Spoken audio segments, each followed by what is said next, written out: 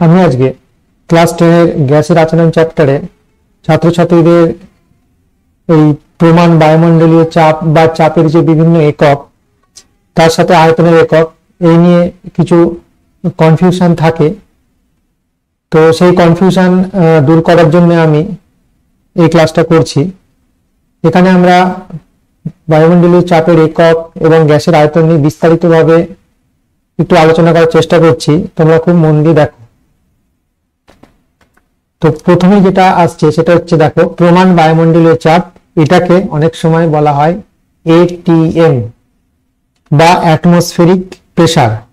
এর একটা স্ট্যান্ডার্ড সংজ্ঞা আছে। সংজ্ঞাটা হচ্ছে এরকম: 0 ডিগ্রি সেন্টিগ্রেড উষ্ণতায় 0 ডিগ্রি সেন্টিগ্রেড উষ্ণতায় বা 273 কে অর্থাৎ 273 কেলভিন উষ্ণতায় 45 ডিগ্রি অক্ষাংশের 45 ডিগ্রি অক্ষাংশে গড় সমুদ্র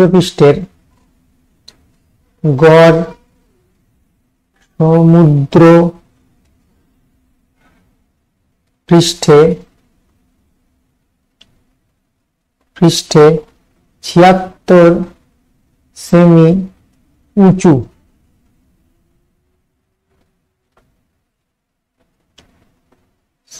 76 সেমি উঁচু পারস্তম্ভের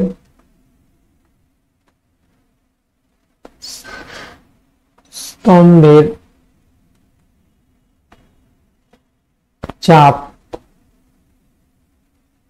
বা 1 atm চাপ।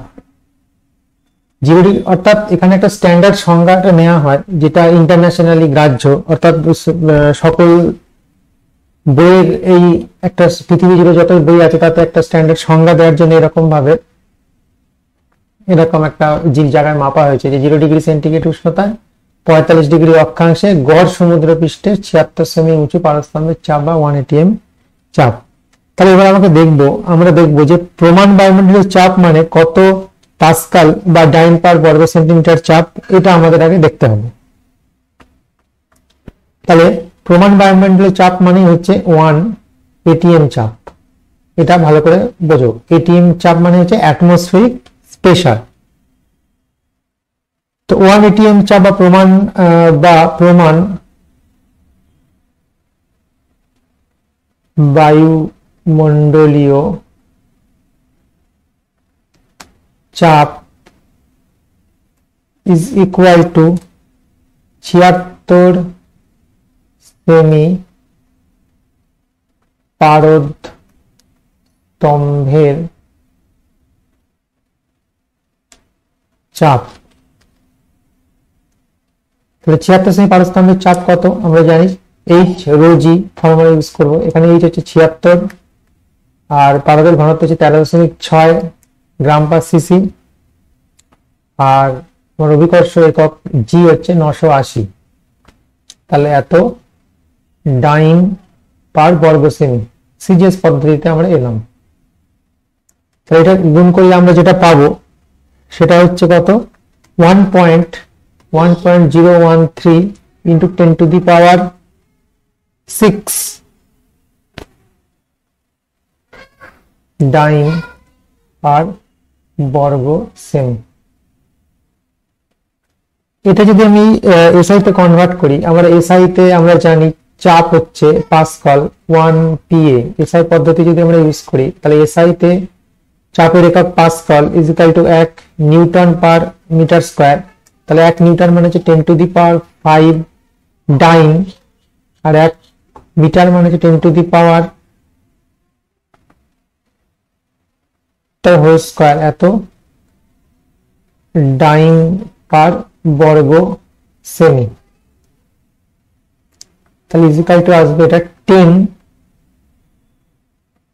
ইংলিশে লিখছি ডাইন পার সেন্টিমিটার স্কয়ার।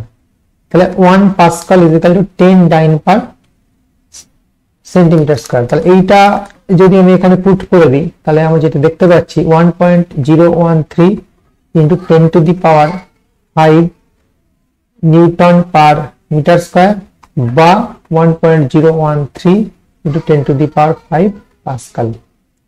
তাহলে এটা হচ্ছে আমার 1 ATM বা প্রমাণ বায়ুমণ্ডলীয় চাপ এসআই পদ্ধতিতে মান 1.013 into 10 to the power 5 Pascal. এবার আরো আমরা চাপের একক ব্যবহার করি, যেমন আমরা অনেক সময় ইউজ করি বার একক। এটা হচ্ছে একটা বৃহৎ একক। এক বার ইকুয়াল টু হচ্ছে 10 টু দি পাওয়ার 5 পাস্কাল। এক বার equal to 10 to the power 5 pascal. তাহলে এক বারের সাথে প্রমাণ বায়ুমণ্ডলীয় চাপের সম্পর্কটা কি, তাহলে একটু দেখো লক্ষ্য করে। তাহলে 1 ATM ইকুয়াল টু প্রমাণ বায়ুমণ্ডলীয় চাপে কি গেল 1.013 into 10 to the power 5 pascal. তাহলে এই রিলেশনটা যদি আমরা ইউজ করি তাহলে যেটা আমরা পাই 1.013 এত বার।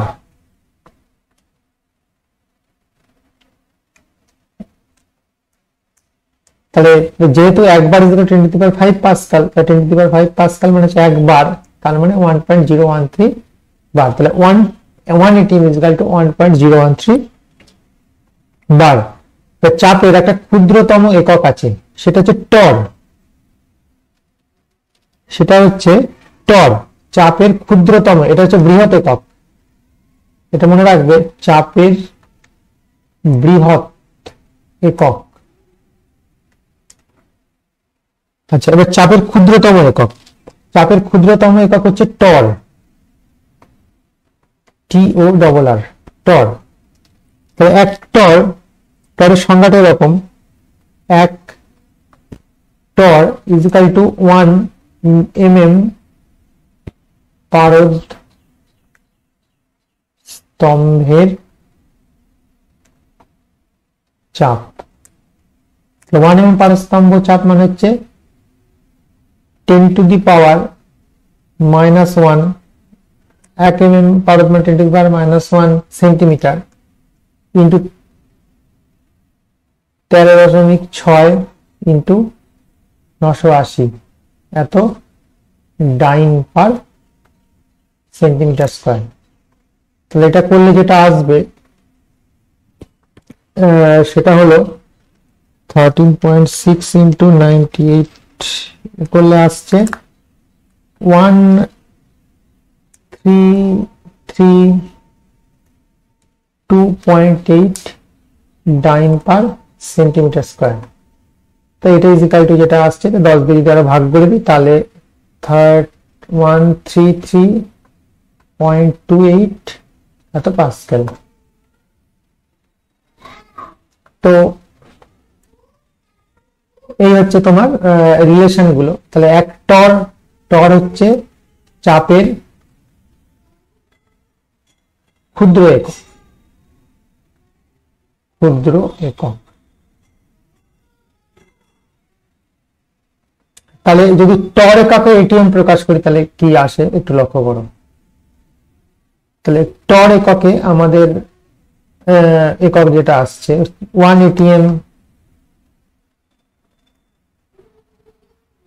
1.013 into 10 to the power 5 PA is equal to 1 ATM চাপ।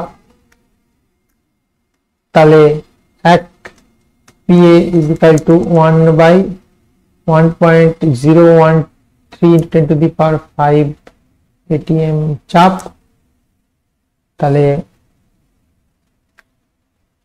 133.28 PA is equal to কত ATM? তাহলে 1 into 133.28 by 1.013 into 10 to the power 5 এত ATM। এটা করলে যেটা আসছে সেটা হচ্ছে 133.28 ভাগ 1.013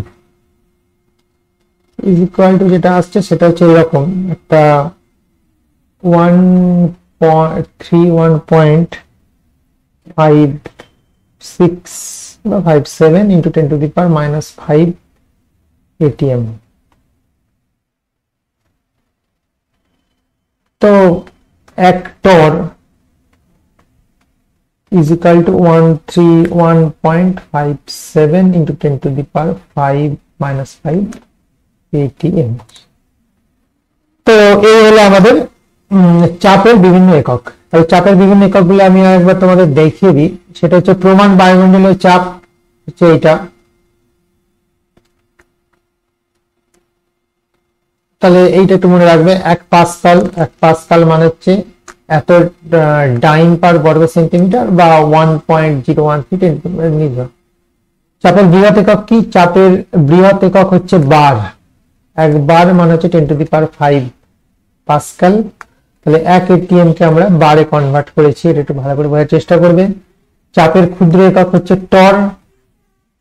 তাহলে 1 টর মানে হচ্ছে কত atm, সেটাও আমরা এখানে আমরা দেখেছি। তাহলে এই হচ্ছে চাপের বিভিন্ন একক। তোমাদের ক্লাস 10 বা যে কোনো ক্লাসের বা কম্পিটিটিভ এক্সামের যে চাপ সংক্রান্ত বিভিন্ন এককগুলো আমি এখানে আলোচনা করলাম। এবার আমরা আসছি আয়তন নিয়ে একটু আলোচনা করব। গ্যাসের বিভিন্ন আয়তনের একক সংক্রান্ত আলোচনা। তো আয়তনের সব থেকে প্রচলিত একক আমরা জানি লিটার। প্রচলিত লিটার খুব বেশি ইউজ করা হয় লিটার। মিলিলিটার ইউজ করা হয় ওষুধের বিভিন্ন আয়তন মাপার জন্য, মিলিলিটার ইউজ করা হয়। আরো আছে ঘনমিটার, তো এইগুলো ইউজ করা হয়। ঘন সেন্টিমিটার, ঘন সেমি। তো এটা হচ্ছে মিটার কিউব, বুঝতেই পারছো। আর ঘন সেন্টিমিটার মানে হচ্ছে সিসি বলা হয়, সেন্টিমিটার কিউবিক সেন্টিমিটার বা সেন্টিমিটার কিউব। তাহলে সব থেকে প্রচলিত একক হচ্ছে লিটার আছে, মিলিলিটার আছে। তা ঘন মিটার কিউব দিয়ে লেখা হয়, ঘন সেন্টিমিটারকে সিসি বা সেন্টিমিটার কিউব দিয়ে আমরা জানি। তো এদের মধ্যে আমরা রিলেশন গুলো দেখি। তো প্রথমে আসি 1 metre cube. 1 metre cube is equal to কি লিখতে পারি? 10 ডেসিমিটার কিউব। 1 মিটার মানে হচ্ছে 10 ডেসিমিটার। তাহলে 1 মিটার কিউব মানে হচ্ছে 10 ডেসিমিটার কিউব। তাহলে ইজ ইকুয়াল টু লিখতে পারি 10 to the power 3 decimetre cube. তো 10 to the power 3 decimetre cube মানে হচ্ছে আমার 10 to the power 3 লিটার। তাহলে 1 metre cube is equal to হচ্ছে 10 to the power 3 লিটার। এটা একটু মনে রাখবে, এটা খুব পরীক্ষায় বিভিন্ন অঙ্ক করার ক্ষেত্রে প্রয়োজন হয়। আচ্ছা, এইবার দেখো মিলিলিটার মানে 1 লিটার। এটার একটা 1 লিটার ইজ ইকুয়াল টু কি লিখতে পারি? 1 লিটার ইজ ইকুয়াল টু আমরা লিখতে পারি 10 to the power 3 millilitre. 10 to the power 3 millilitre মানে আমরা কি লিখতে পারি? 10 to the power 3 centimetre cube. 10 to the power 3 centimetre cube মানে কত ডেসিমিটার কিউব? 1 সেন্টিমিটার মানে হচ্ছে 1/10। 1 ডেসিমিটার ইজ ইকুয়াল টু হচ্ছে 10 সেন্টিমিটার কিউব।